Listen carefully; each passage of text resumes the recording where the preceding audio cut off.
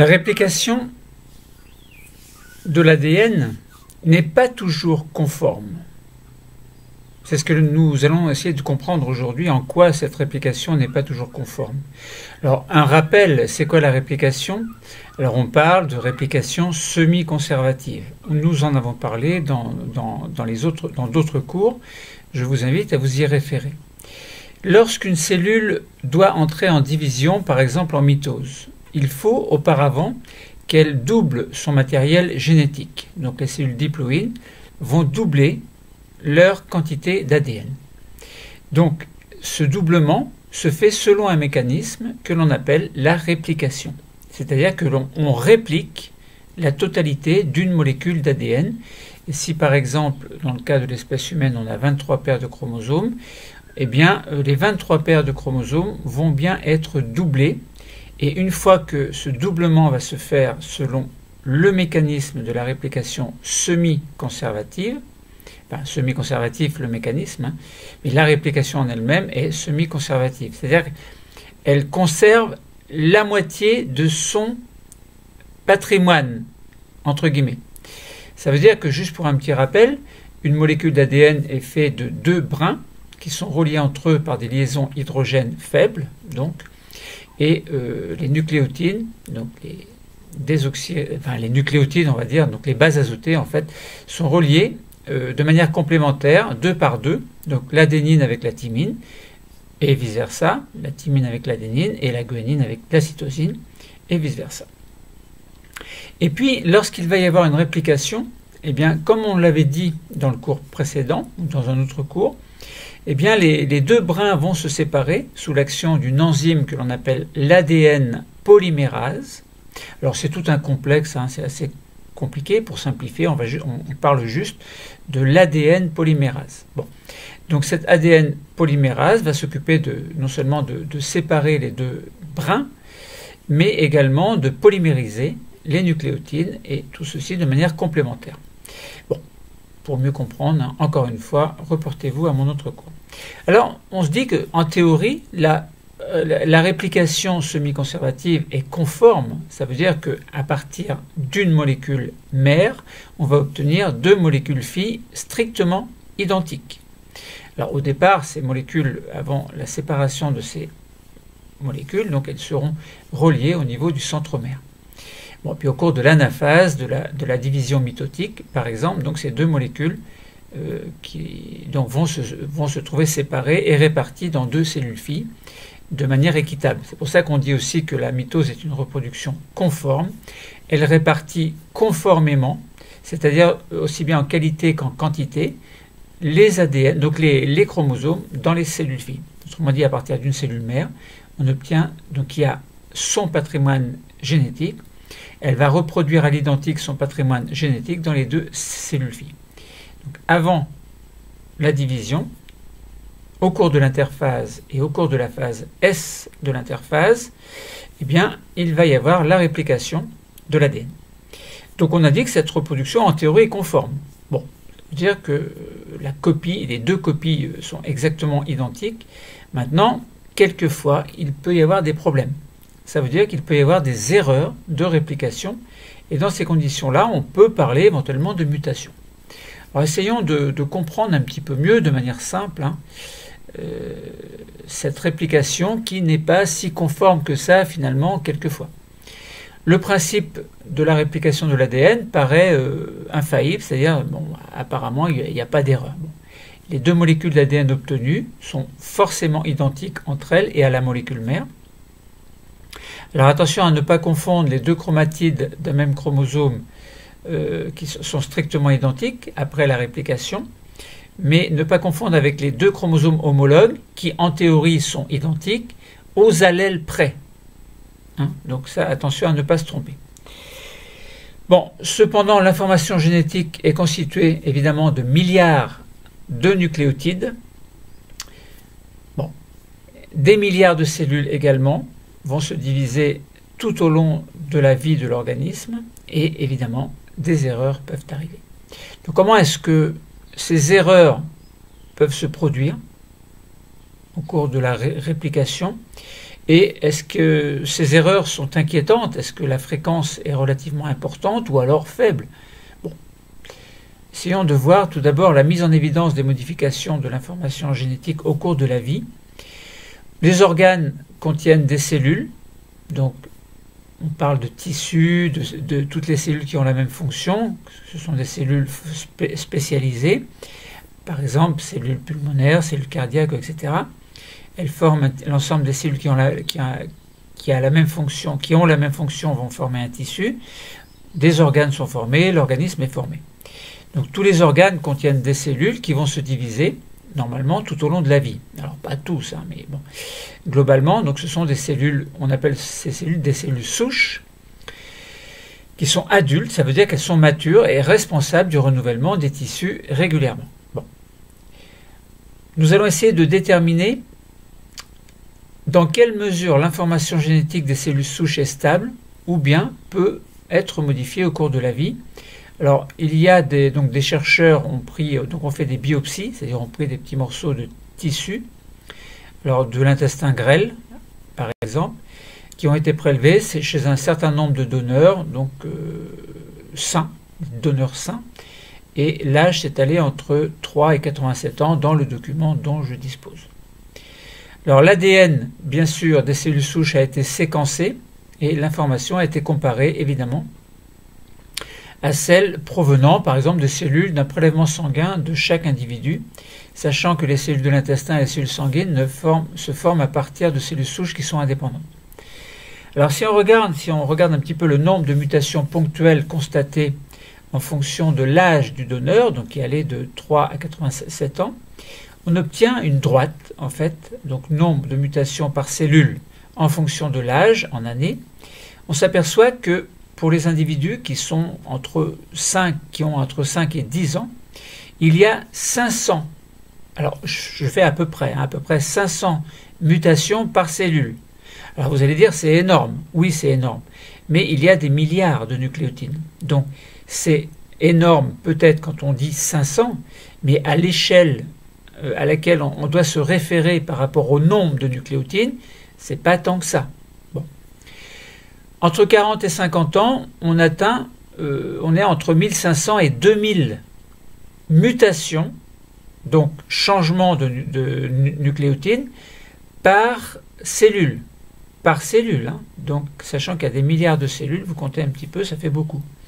Et puis entre 70 et 90 ans, eh bien, le nombre de mutations augmente encore beaucoup, puisqu'il varie entre 2500 et plus de 3500, à peine 4000. Bon. Donc vous voyez, c'est énorme. Donc autrement dit, on peut en conclure que plus les personnes sont jeunes et moins il y a de mutations par cellule. Bon. Donc ça veut dire que ces mutations sont réelles, elles existent. Bon. Est-ce qu'elles sont toutes dues à la réplication qui aurait subi un mauvais mécanisme ou qui aurait subi des erreurs? Pas sûr. Hein. Il peut y avoir d'autres causes. Bon. En tout cas, là, on peut se poser la question. Hein. Bon, plus les personnes sont âgées, plus il y a de mutations. Alors, le remplacement d'un nucléotide par un autre est ce qu'on appelle évidemment une mutation. Alors, s'il y a simplement un nucléotide qui est changé, donc une base azotée qui est changée, eh bien, on parle de mutation ponctuelle. Alors, on peut très bien également avoir plusieurs nucléotides qui disparaissent ou qui sont ajoutés pour X raisons. Donc, tous les cas sont possibles et on peut dénombrer un certain nombre de cas dans l'exemple qui va suivre. Type de mutation ponctuelle constatée dans les cellules souches de 2 donneurs, et ensuite on verra la fréquence des mutations ponctuelles selon les organes étudiés, et là on prendra l'exemple sur 3 organes. Alors si on regarde dans un premier cas, un type de mutation, alors sur un brin, donc il y a 2 brins dans une molécule, alors on va prendre l'exemple du brin numéro 1, puis ensuite nous verrons le brin numéro 2. Alors on va attribuer des couleurs à la fréquence, donc à la répartition des différentes mutations que l'on fera en pourcentage, et on va attribuer des couleurs. Donc on s'aperçoit, donc si on regarde le graphe, il y a du bleu, du gris, du rouge, du violet, du vert, du rose. Sur l'axe des ordonnées, on a la répartition des différentes mutations en pourcentage. Tout d'abord, pour un individu, pour un enfant de 3 ans, on a compté au total 795 mutations, et on peut compter le nombre de mutations différentes selon le type de mutation. Par exemple, pour le brin numéro 1, si le C est remplacé par le A, c'est-à-dire la cytosine remplace le A, donc si à la place de C on a A, admettons, il y a à peu près 15%. Donc 15% de la totalité. Donc ça veut dire si on fait 15% de 795, on obtient un certain nombre. Donc on a 15%. En gris, donc ça c'était pour la couleur bleue, 15%. En gris, on a, si le C est remplacé par un G, donc cytosine remplacée par une guanine, on a à peine 5%. Donc là on passe de 15 à 5%, donc un petit peu moins. Si le C remplace le T, eh bien on a en rouge alors 55%. C'est énorme et c'est la mutation la plus fréquente. 55%. Le C, et on a un T à la place. Donc on enlève le C, on a un T à la place. Et donc en violet, on aurait à peu près 5% pour le violet. Donc pour T donne A. T versé en vert 5, donc pas 5 mais 15% à peu près, et le rose on aurait à peu près, donc le T donne G, à peu près 5%, à peine 5%. Alors évidemment, pour le brin numéro 2, eh bien on aurait, donc si on avait C, on a G, donc si on a le A à la place du C, bien évidemment, au cours de la réplication, on aura le T. Et puis on continue comme ça sur le brin numéro 2. Si le C était remplacé par un G, bien entendu sur l'autre brin on avait le C. Et tout doucement, pas tout doucement, mais enfin on continue. Le rouge, on avait le C, on avait un T à la place. Donc du coup sur l'autre brin on a un A, etc. Bon, donc là on voit bien que la fréquence de mutation, la répartition des différentes mutations, des 795 mutations, se fait de manière préférentielle sur une mutation au niveau de laquelle le C, on a un T à la place d'un C. Si on regarde la répartition des différentes mutations, toujours en pourcentage pour un âge de 78 ans, on obtient 3516 mutations et, chose très étonnante et peut-être logique, les pourcentages sont exactement les mêmes que dans le premier cas. Donc ça veut dire que l'on soit jeune ou que l'on soit âgé, le pourcentage de mutations telles que les mutations correspondant aux mutations que je vous ai proposées tout à l'heure, c'est la même chose. C'est le même pourcentage. Seulement, le pourcentage est beaucoup plus important. Le pourcentage est le même, mais le nombre de mutations est beaucoup plus important, puisque pour 3 ans, on a 795 mutations au total, et alors que 78 ans, on a 3516 mutations au total. Je répète, le pourcentage de mutations est le même. Chose très étonnante. Ensuite, autre cas, c'est regarder la fréquence de mutations ponctuelles selon les organes étudiés. Alors on prend le cas du côlon, de l'intestin grêle et du foie. Eh bien, si on regarde le nombre de mutations ponctuelles par cellule et par rang, pour le bleu, pour le côlon, donc la colonne bleue qui est représentée ici sur le graphe, eh bien on a un petit peu moins de 40. Bon, 40 mutations ponctuelles par an. Pour l'intestin et le foie, c'est un petit peu moins. Bon, 35 on va dire. Bon, mais pour les trois, c'est pratiquement pareil. Mais quand même, le côlon a une tendance au niveau du côlon, il y a un nombre de mutations quand même un petit peu plus important. Bon. Alors, l'étude a également été menée sur des cellules de souches de côlon et du foie, et elle a permis d'établir un taux de mutation. Donc, ce taux de mutation, comme je vous ai dit tout à l'heure. Alors, voilà, bon, maintenant on peut se dire, bien sûr, il y a des mutations, bon, des erreurs lors de la réplication de l'ADN sont tout à fait possibles. Hein. Donc quand on connaît le mécanisme, on comprend bien que si l'ADN polymérase, donc elle se fixe sur une matrice, et elle se fixe sur la matrice et sur une amorce. Bon, Et on sait bien qu'à partir de la matrice, il va y avoir une fixation selon le mécanisme, selon la complémentarité des nucléotides. Par exemple, le C sur la matrice va se fixer. Alors, s'il y a un C sur la matrice, ça veut dire que l'ADN polymérase va mettre un G, c'est-à-dire une guanine, sur le brin néoformé, sur le brin nouveau. S'il y a une thymine sur la matrice, on aura évidemment l'adénine sur le brin néoformé. Si on a une cytosine sur le brin mère, donc sur le brin initial, donc la matrice initiale, le brin parental, on va dire, et bien sur le brin fils, c'est-à-dire néoformé, on aura adénine, puis le C, on aura un G avec le C, puis avec le T, on aura un A. Avec le T, plouf, on a un G. Et là, il y a une erreur. C'est un mauvais appariement. Donc ça veut dire que l'ADN polymérase s'est trompée. Alors on ne va pas dire qu'elle s'est trompée, elle n'a pas de cerveau, elle n'a pas de réflexion, mais le mécanisme est tel que l'erreur peut se faire. Donc ça veut dire un T se met avec un G. Alors là, on comprend très bien que dans ces conditions-là, lors de la prochaine réplication de cette molécule, eh bien, on aura un T parfait qui se mettra avec un A, mais le G, lui, se mettra avec un C. Donc du coup, on ne va pas obtenir deux chromatides exactement identiques. Ce ne sera pas possible. Voilà. Donc, entre le brin d'origine et le brin néoformé, eh bien, le brin néoformé, sur le brin néoformé, en tout cas, il y a quelquefois des erreurs, et ces erreurs s'appellent des mutations. Donc, lors de la réplication, l'ADN polymérase construit deux nouveaux brins d'ADN à partir des brins mères existants, donc des matrices initiales, brins parentales, on va dire. La complémentarité se fait et quelquefois des erreurs arrivent. Alors, on estime que pendant la réplication, l'ADN polymérase se trompe en moyenne une fois pour 100 000 nucléotides répliqués.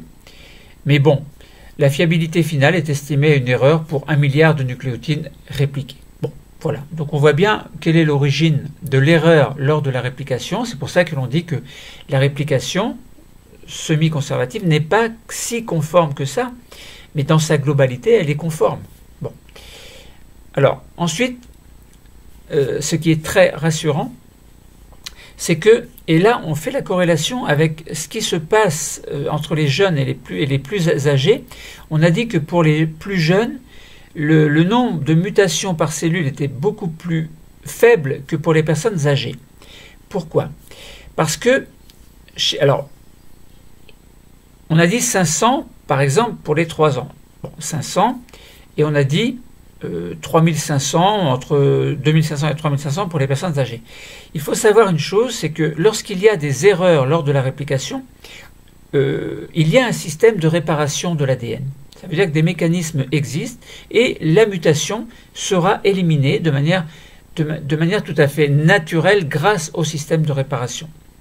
Donc l'ADN polymérase, en fait, elle est associée à des systèmes de réparation qui vont être capables de détecter les problèmes qu'il y a eu au cours de l'appariement. C'est-à-dire s'il y a eu une mutation, eh bien ça veut dire que des enzymes que l'on appelle des endonucléases, c'est-à-dire des nucléases qui vont agir au niveau de la molécule d'ADN elle-même, donc des endonucléases, ils vont couper l'ADN et en éditer les nucléotides qui seront anormaux pour replacer les normaux.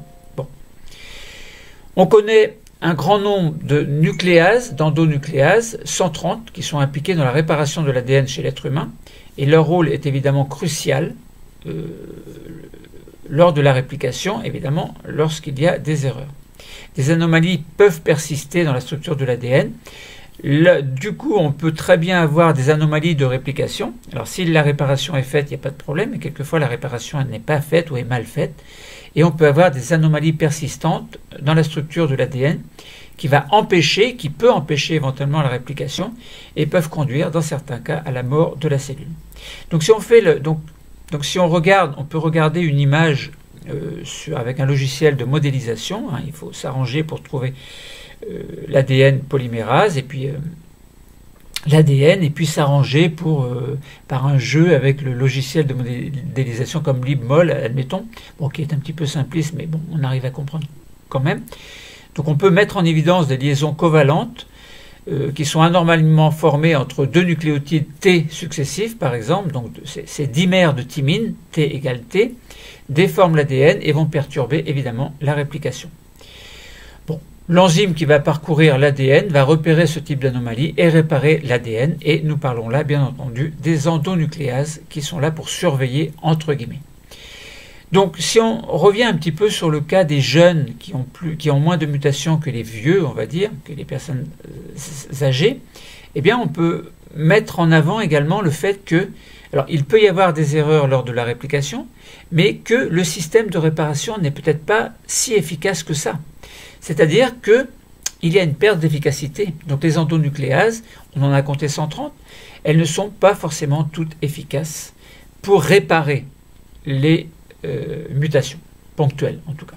Ponctuelles ou non ponctuelles, hein, parce que si on parle de dimère de thymine, c'est pas ponctuel, c'est plutôt deux thymines qui se mettent ensemble. Bon voilà, donc nous avons pu déterminer à partir de quelques exemples concernant des organes et puis des prélèvements de cellules, enfin donc, déterminer la fiabilité de réplication de l'ADN. Bon, principe de la réplication infaillible, bah, c'est pas si conforme que ça, mais globalement c'est conforme. Et quand la réplication n'est pas conforme, quand il y a des mutations, on a fort heureusement un système de réparation grâce aux endonucléases.